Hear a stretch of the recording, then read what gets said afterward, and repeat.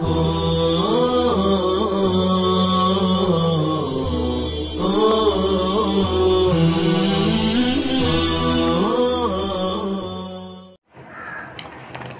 اللہ الرحمن الرحیم الحمد للہ رب العالمین والصلاة والسلام علی سید المرسلین وعلی آلہ واصحابہ الطیبین الطاہرین اما بعد فاعوذ باللہ من الشیطان الرجیم بسم اللہ الرحمن الرحیم یا معشر الجن والانس الم یأتکم رسل منکم یقصون علیکم آیاتی صدق اللہ العلی العظیم۔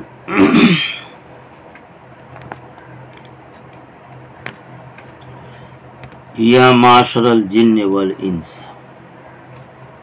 اس آیت سے جنات و انسانوں پر خوب توبیخ کرنا مقصود ہے۔ اللہ پاک نے پہلے جو توبیخ فرمائی تھی وہاں خاص کر کے جنات کو خطاب کیا تھا، اب یہاں جنات انسان دونوں کو خطاب کر کے توبیخ کی جا رہی۔ اے جن اور انس، جناتوں اور انسانوں کی جماعت، کیا تمہارے پاس رسول نہیں آئے منکم، تم میں سے؟ منکم میں جو من ہے وہ تبعیضیہ ہے، بعض کے معنی میں، مراد مجموع بول کر کے بعض لیا گیا ہے۔ بعض یعنی انسان ہے، کیونکہ جو رسول آئے وہ انسانوں میں سے ہوئے، جناتوں میں سے نہیں ہوئے، اس لیے کہہ رہے رسول تم میں سے، یعنی من مجموعکم، تمہارے مجموعے سے، لیکن مراد اس سے اس مجموعے کا بعض ہے، ای بعضکم، یعنی تم میں کے بعض جو انسان پر صادق آتے ہیں۔ لہذا ظاہری آیت سے جو سمجھ میں آ رہا تھا کہ ان جناتوں میں سے بھی رسول ہوئے، حالانکہ رسالت انسان کے ساتھ ہی خاص ہے، جنات یا فرشتہ کوئی رسول نہیں ہوا۔ مصنف نے اسی کا جواب دیا من مجموعکم ای بعضکم الصادق بالانس، کہ یہاں مجموعہ جو بولا گیا ہے اس سے بعض مراد ہے، یعنی انسان پر جو صادق آ رہا۔ معلوم ہوا کہ انسان ہی میں سے جنات ہے، انسانی میں سے رسول ہے، جنات میں سے رسول نہیں ہوئے۔ او رسول الجن نذرهم الذين يسمعون کلام الرسل فیبلغون قومهم۔ مصنف نے ایک دوسرا جواب دیا کہ اگر تسلیم کر لے کہ جنات میں سے بھی رسول ہو تو یہ اصطلاحی معنی میں رسول نہیں ہے بلکہ لغوی معنی میں، یعنی مرسل قاصد کے معنی میں، کہ وہ رسولوں کے قاصد بن کے اپنی قوموں میں گئے، رسول سے انہوں نے وعظ و نصیحت احکامات سنے اور ان باتوں کی تبلیغ کی، اپنے قوم میں جا کر کے اسے پہنچایا، جیسا کہ قرآن نے کہا وَإِذْ صَرَفْنَا إِلَيْكَ نَفَرًا مِّنَ الْجِنِّ يَسْتَمِعُونَ الْقُرْآنَ، کہ وہ قرآن سنتے ہیں اور پھر اپنے قوم میں جا کر کے وہ کہتے ہی نہ سمعنا قرآنا عجبا، کہ ہم نے عجیب و غریب سنا قرآن کو، یہدی الی الرشد، جو رہنمائی کرتا ہے رشد اور خیر کے کاموں کی طرف۔ تو یہاں پر لغوی معنی میں رسول مراد ہیں، اصطلاحی معنی میں رسول نہیں ہیں۔ فرمایا یا جنات کے رسول، یعنی ان کے ڈرانے والے وہ جو رسولوں کے کلام کو سنتے ہیں، فیبلغون قومہم، اور اپنی قوم میں تبلیغ کرتے ہیں، اپنی قوم تک ان باتوں کو پہنچاتے ہیں۔ یقصون علیکم آیاتی، وہ رسول جو بیان کرتے ہیں تم پر میری آیات کو، بیان کرنے کا مطلب میری آیات کی باتیں جو احکامات ہیں انہیں بیان کرتے ہیں، اور تمہیں ڈراتے ہیں تمہارے اس دن کی ملاقات سے، یعنی قیامت کے دن سے خوف دلاتے ہیں کہ اگر نہیں مانا تو قیامت پہ اللہ کا عذاب آئے گا۔ قالو، کہتے ہیں شہیدنا، ہم نے گواہی دی اپنے اوپر، یعنی اس بات پر ان قد بلغنا، کہ ہم کو تبلیغ کی گئی، یعنی ہم تک بات پہنچائی گئی۔ وغرتہم الحیات الدنیا، اللہ پاک کہتے ہیں اور ان کو دنیاوی زندگی میں دھوکہ میں مبتلا رکھا. وشہدوا، لہذا وہ ایمان نہیں لائے. وشہدوا علی انفسہم، اور وہ اپنے اوپر گواہی دیتے ہیں کہ وہ کافر تھے. سوال یہ ہے کہ یہاں پر دو بار شہدوا علی انفسنا کیوں کہا؟ شہدنا علی انفسنا وشہدوا علی انفسہم. اس کا جواب یہ ہے کہ یہ تکرار جو ہے وہ مشہود بھی کے اختلاف کی وجہ سے. پہلے تو رسولوں کے ان تک تبلیغ کرنے کی شہادت اور دوسری ان کے کفر کرنے کی شہادت، گویا اس کے ذریعے ان پر خوب تقبیح قباحت بیان کی جا رہی. اس سے مقصد نصیحت دلانا ہے اور اس طرح کے فعل کے ارتکاب سے روکنا ہے، بچانا ہے. بظاہر ایک سوال ہوتا ہے کہ ان لوگوں کی کفر کی شہادت دلالت کرتی ہے گویا کفر کے وہ اقرار کرنے والے ہوں گے، حالانکہ قرآن کہتا ہے کہ ان لوگوں کا قول نقل کرتے ہوئے واللہ ربنا ما کننا مشرکین، قسم اللہ کی جو ہمارے رب ہم مشرک نہیں تھے. یہاں تو صاف شرک اور کفر کی نفی ہے. جواب یہ ہے کہ قیامت میں مختلف مقامات ہوں گے جہاں ان کو ٹھہرایا جائے گا. پہلے جب وہ مومنین کو دیکھیں گے کہ ان کے اعمال پر ان کو بہترین بدلہ مل رہا ہے، جنت میں داخلے کا فیصلہ، تو وہ بھی طمع کرتے ہوئے شرک کا انکار کر دیں گے تاکہ مومنین میں سے شمار ہو جائیں. اس وقت ان کے منہ پہ مہر لگا دی جائے گی، ان کے اعضاء بولنے لگیں گے اور پھر بعد میں یہ کفر کا اقرار کر لیں گے.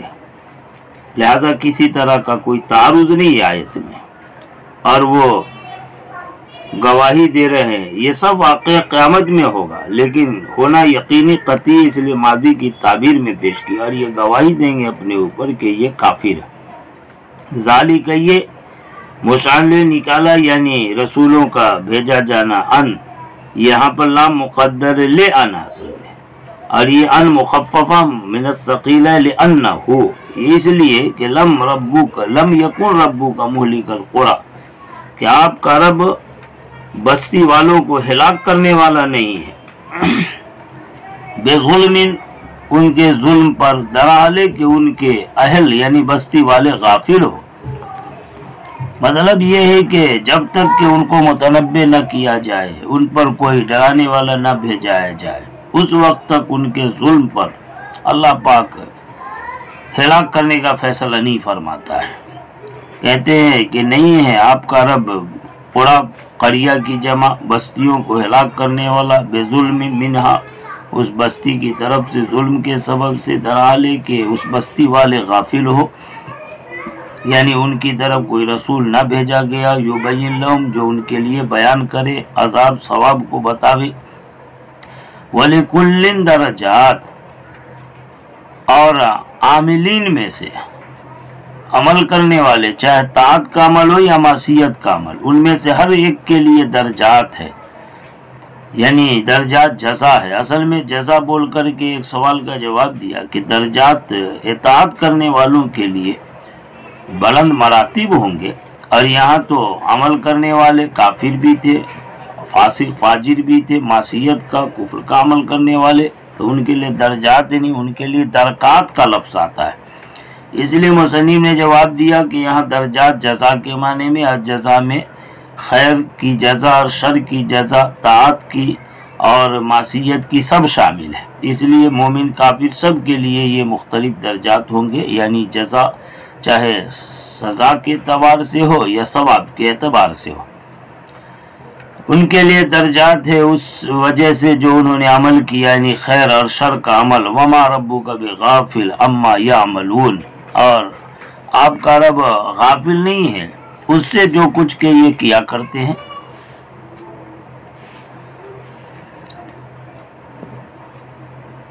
یہاں پر یا اور تا دونوں قرأت ہے، یعملون تعملون، جو یہ لوگ کرتے جو تم لوگ کرتے ہو.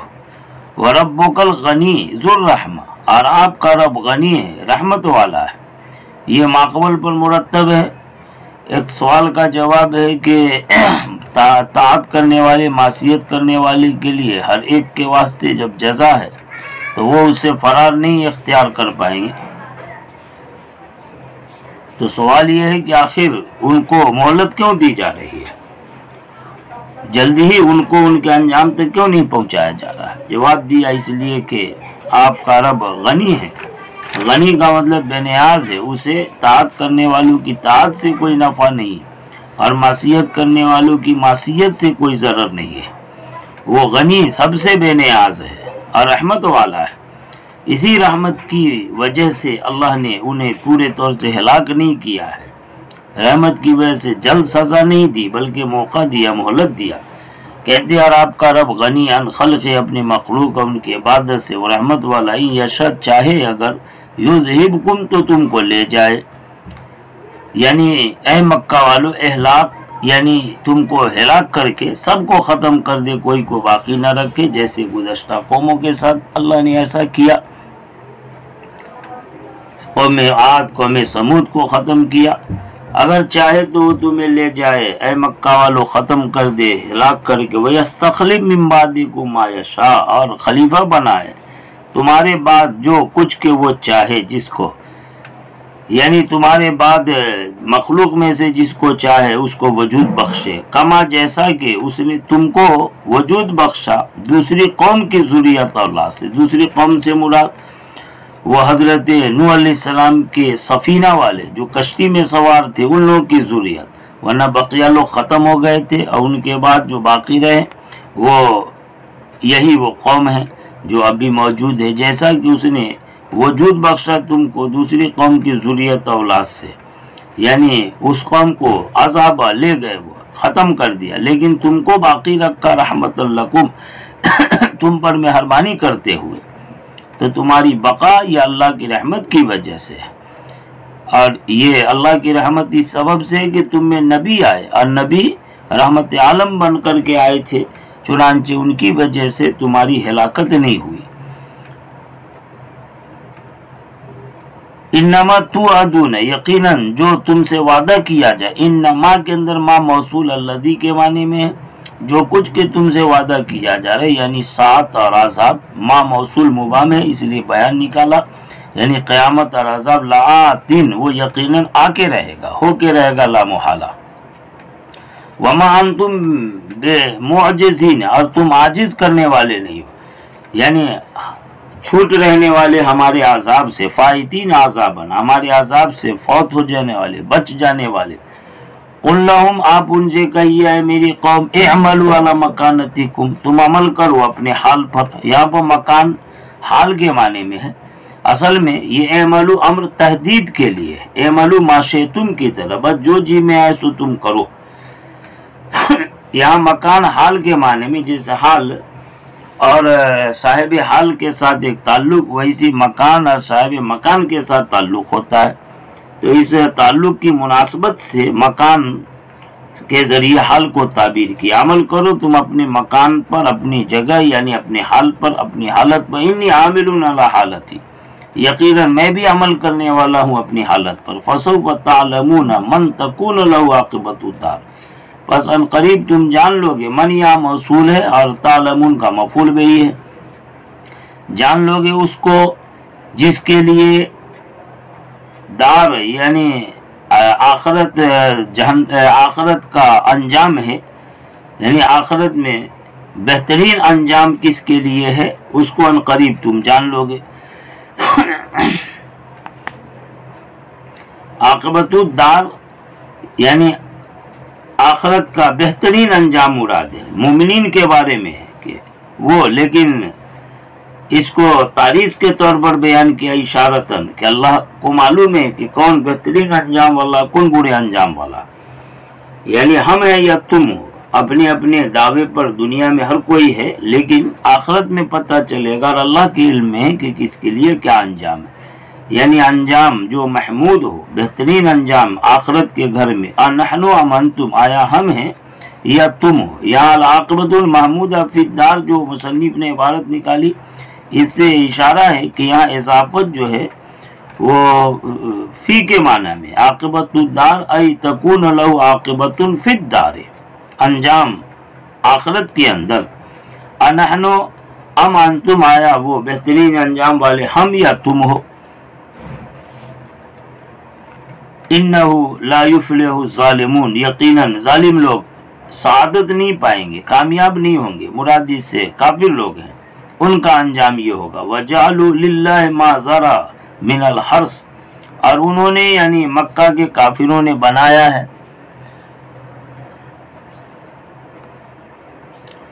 اس میں سے جو انہوں نے پیدا کیا، من الحرث یعنی کھیتی وغیرہ. اصل میں کافروں کی قباحت کو بیان فرما رہے ہیں کہ ان کی عقل کہاں ماری گئی ہے کہ جو کچھ یہ پیداوار اگاتے ہیں اور جانور چوپائے وغیرہ اس میں سے یہ اللہ کا حصہ قرار دیتے ہیں اور بتوں کا حصہ قرار دیتے ہیں، اور اس میں کیا دوغلا پنی اختیار کرتے ہیں آگے بیان فرما رہے ہیں کہ وہ کرتے ہیں کفار مکہ اللہ کے لیے اس میں سے جو پیدا کیا ہے من الحرث یعنی کھیتی، یعنی اللہ ہی کی پیدا کی ہوئی کھیتی ہے، ولا نام چوپائے جسے اللہ ہی نے بنایا اس میں سے ایک حصہ اللہ کے لیے قرار دیتے ہیں اور اللہ کا حصہ نکال کر یصرفونہ الی الضیفان مہمانوں میں اسے خرچ کرتے ہیں، والمساکین اور مسکینوں میں. اور اسی طرح اپنے شرکاء یعنی باطل معبودوں کے لیے ایک حصہ قرار دیتے جسے الی صدنتیہ ان باطل معبودوں کے خادموں یعنی ان کے دیوی دیوتاؤں کے پجاریوں پنڈتوں کے لیے وہ خرچ کرتے ہیں. صدنہ صادن کے جمع خادم کے معنی میں. فقالو چنانچہ کہتے ھذا للہ یہ اللہ کے لیے بزعمہم اپنے گمان کے اعتبار سے، یعنی وہ گمان فاسد ہے کہ یہ اللہ کا حصہ ہے اور یہ بتوں کا حصہ ہے. بزعم اور زوم دونوں قرأت ہے، فتح کے ساتھ اور ضمے کے ساتھ.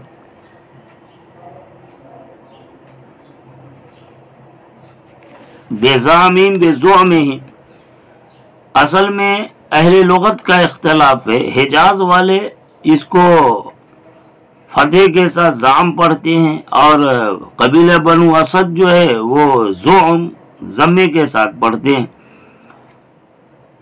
وَهَذَا لِشُرَكَائِنَا اور یہ ہمارے شرکاء کے لیے یعنی ہمارے معبودوں کے لیے. فَكَانُوا إِذَا سَقَطَ فِي نَصِيبِ اللَّهِ شَيْءٍ چنانچہ جب اللہ کے حصے میں ان معبودوں کے حصوں میں سے کچھ گر جاتا التقطوه تو اسے وہ اٹھا لیتے تھے، نکال لیتے تھے. او فی نصیب شیء من نصیبی یا یہ کہ ان بتوں کے حصے میں اللہ کے حصے میں سے کچھ گر جائے ترکو تو اس کو ویسے ہی چھوڑ دیتے اور کہتے تھے ان اللہ غنی عن ھذا کہ اللہ کو کیا ضرورت ہے، اللہ اس سے بے نیاز ہے. اس طرح سے ایک تو یہ کہ یہ بےہودہ باتیں کر رکھی تھی اور اس میں اس طرح کی دوغلا پنی اختیار کرتے تھے. فرمایا کما قال اللہ تعالیٰ جیسا کہ اللہ نے اسی مضمون کو بیان کیا فما کان لشرکائہم تو جو کچھ کہ ان کے شرکاء ان کے معبودوں کے لیے ہو فلا یصل اللہ تو اللہ تک نہیں پہنچتا.